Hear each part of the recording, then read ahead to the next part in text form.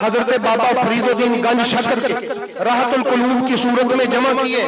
आखिर पे चूंकि ये बारगाह बाबा फरीदुद्दीन गंज शकर है, वो अर्ज कर दूं ज़ियाउल कुरान पब्लिकेशन वालों ने जो एडिशन अभी शाया किया है उसमें भी ये बात मौजूद है। तशरीफ रखिए कि हजरत बाबा फरीदुद्दीन गंज शकर की कल्बी वाबस्तगी कैसी थी मेरे मौला हुसैन से। ये जो प्रोग्राम हो रहा है इसलिए मैंने कहा कि आपकी निगाह विलायत के साए में हो रहा है। ये दीवान साहब के रूप में हुजूर बाबा साहब खुद करवा रहे हैं, ये ज़हन में रखिए।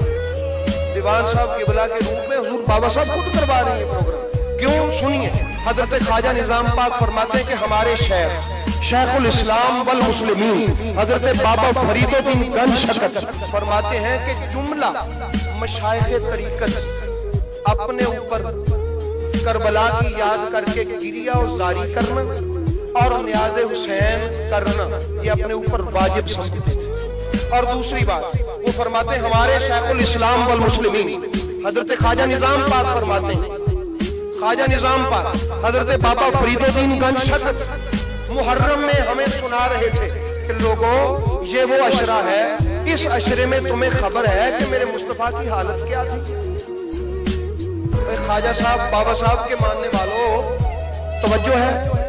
हजरत ख्वाजा निजाम पाक फरमाते हमारे शेखुल इस्लाम वल मुस्लिमीन बाबा फरीदुद्दीन गंज शकर रज़ियल्लाहु ताला अन्हु फरमाते तुम्हें पता है इस अशरे में, मुहर्रम के अशरे में हमारे रसूल की हालत क्या थी।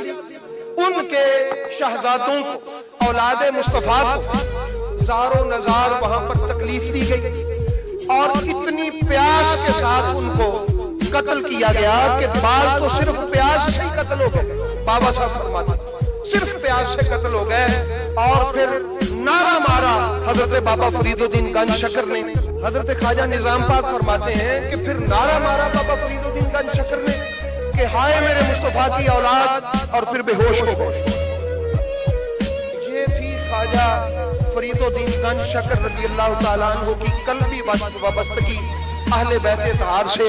और फिर कहने लगे कि मेरे मुस्तफा करीम अलैहिस्सलाम के साहबजादों को किस तरह उन बदबख्तों ने उन जो थे वो शकी जो थे उन्होंने किस कदर मेरे रसूल पाक की औलाद पर जुल्म किया। अहबाब गिरामी, ये जो आज आपका दरवाजा बंद है, आपको पूरी कायनात की आप खानकाहें छान मारे, जो कल्बी वाबस्तगी ये बंद क्यों है?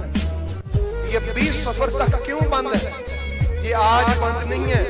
ये मेरे बाबा फरीदुद्दीन गंज शकर की हकीकी कैफियत जो क़यामत तक के लिए है वो ये है कि 10 मुहर्रम खत्म हो गया, मैं मुस्तफा करीम की औलाद के गम में दरवाजा बंद करके अपने रसूल की औलाद का गम मना रहा हूं।